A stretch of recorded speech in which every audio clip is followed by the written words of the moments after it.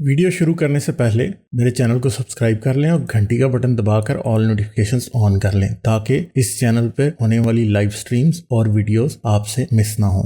मेरे काम और मुझे सपोर्ट करने का बेहतरीन तरीका पेट्रियन है। आप पेट्रियन पर चैनल के मेंबर बन सकते हैं। पेट्रियन का लिंक इस वीडियो की डिस्क्रिप्शन में मौजूद है।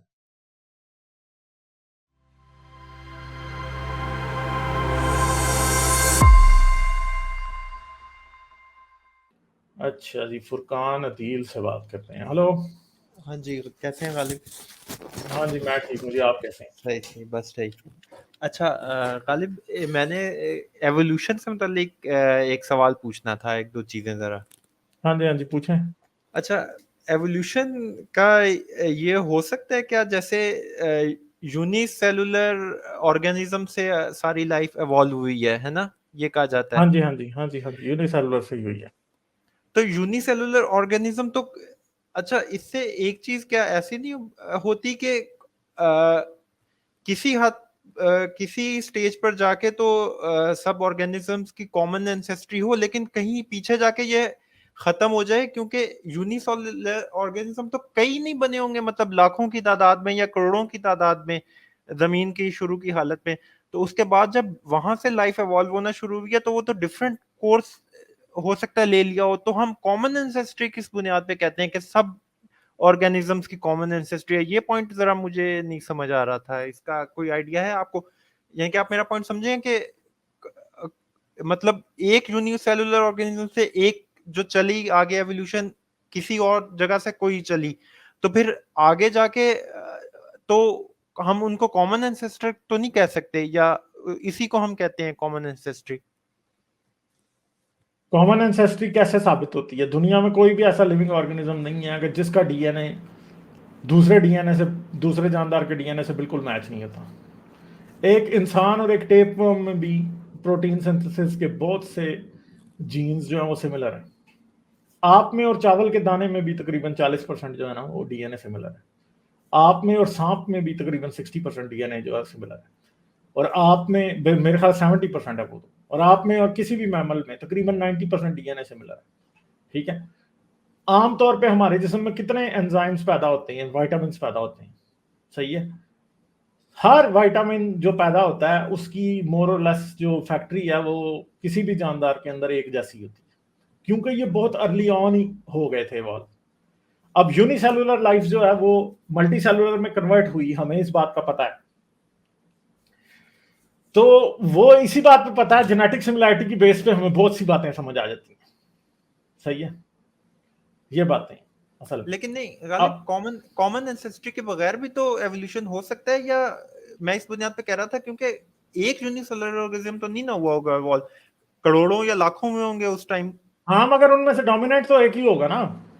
हो सकता है एक ना हो, दो हो। एक जैसे कोई एक ऐसा शुरू में जब इवॉल्व हुए, हो सकता है एक से ज्यादा हुए हों, मगर उनमें से एक जो है वो जेनेटिक एज ले गया होगा, वो एवोल्यूशनरी एज ले गया होगा, उसने बाकियों को एक्सटिंक्ट कर दिया और वो फिर डाइवर्सिफाई हो गया। समझे हैं? जैसे मैंने पहले शुरू में बताया, पता नहीं आप उधर देख रहे थे कि नहीं, कि एक ऑर्गेनिज्म से दो बन जाते हैं, फिर जब मजीद टाइम गुजरता है दो से चार हो जाते हैं, चार से फिर छह भी हो जाते हैं। सही है। तो अब बहुत से स्ट्रक्चर ऐसे हैं जो कि एवोल्यूशन ने इंडिपेंडेंटली बार बार बनाई हैं, जैसे कि आंख। अब कीड़ों की जो इंसेक्ट्स की आंख है वो हमारी आंख से मुख्तलिफ चीज है। एग्जैक्टली। ठीक है, मगर ये दोनों इंडिपेंडेंट एक दूसरे के हुई हैं, फंक्शन दोनों का एक जैसा। ठीक है। तो आंख भी और बहुत सी और चीजें, बाल भी और बहुत सी और चीजें ऐसी हैं जो कि इंडिपेंडेंटली भी इवॉल्व हुई हैं बार बार। मगर आपको जब उनको देखते भी हैं तो बाद में आपको नजर आता है कि एक ही प्रोटीन वही फंक्शन आपको दोबारा करती हुई नजर आ रही थी। ठीक है। लेकिन नहीं गालिब, मेरा पॉइंट ये था कि डीएनए की सिमिलैरिटी कॉमन एंसेस्ट्री के बगैर भी हो सकती है, एवोल्यूशन के थ्रू ही। ये साइंटिस्ट ने की है इस पे रिसर्च। हाँ, मगर आप आज एक बात देखें ना कि सिंगल सेलुलर स्पीशीज तो बहुत सारे हैं। बैक्टीरिया है, फंगस हैं, कई किस्म के ऐसे हैं जो कि सिंगल सेलुलर स्पीशीज हैं, बहुत सारे। बैक्टीरिया की 100 किस्म की किस्में हैं। अब उनमें से कोई एक ऐसा हुआ कि जो बाद में मल्टी सेलुलर में कन्वर्ट हो गया। ठीक है। सिंगल स्पीशीज तो बहुत सारे थे पहले। ठीक है, अभी भी हमें नजर आते हैं सिंगल स्पीशीज। आज आपको कितने नजर आ रही हैं? बैक्टीरिया की कितनी किस्में हैं? हर किस्म के सिंगल सेलुलर स्पीशीज की भी आगे से बैक्टीरिया और माइक्रो ऑर्गेनिज्म की तो इतनी स्पीशीज है कि हम उन्हें कैलकुलेट भी नहीं कर सकते, हमें पता ही नहीं होगा, हमें शायद 1% भी नहीं पता आज तक के माइक्रो ऑर्गेनिज्म्स की कितनी स्पीशीज हैं दुनिया में। ठीक है, ये बातें। हाँ नहीं वो तो है, ऐसे ये बात तो ठीक है, लेकिन इस पे मेरा ख्याल है शायद इस पे अभी भी रिसर्च चल रही होगी कि क्या कॉमन एंसेस्ट्री के बगैर भी हो सकता है कि नहीं, क्योंकि किसी ना किसी स्टेज पे कॉमन जाके एंसेस्ट्री पीछे के बगैर भी हो सकता होगा, but we don't know for sure. हो सकता है किसी ने रिसर्च की हो, मुझे नहीं पता, हो सकता हाँ है। ये फिर आपको लेकिन आपको देखना पड़ेगा, आपको देखना हाँ पड़ेगा फिर। एग्जैक्टली प्राइमेट्स के केस में तो हमें पता है कि मतलब 7 मिलियन ईयर्स पहले तक कॉमन एंसेस्टर, मैं ख्याल है कि शायद ये जो कैम्ब्रियन एक्सप्लोजन हुआ है वहां तक तो मेरा ख्याल है कि कॉमन एंसेस्ट्री शायद ये वो काफी उससे करते हैं साइंटिस्ट। चलें, ठीक है, और को बात चलें करेंगे आप। ठीक, नहीं ठीक चलें, है, ठीक है, चलें सही है, ठीक है, thank you thank you, okay okay, bye.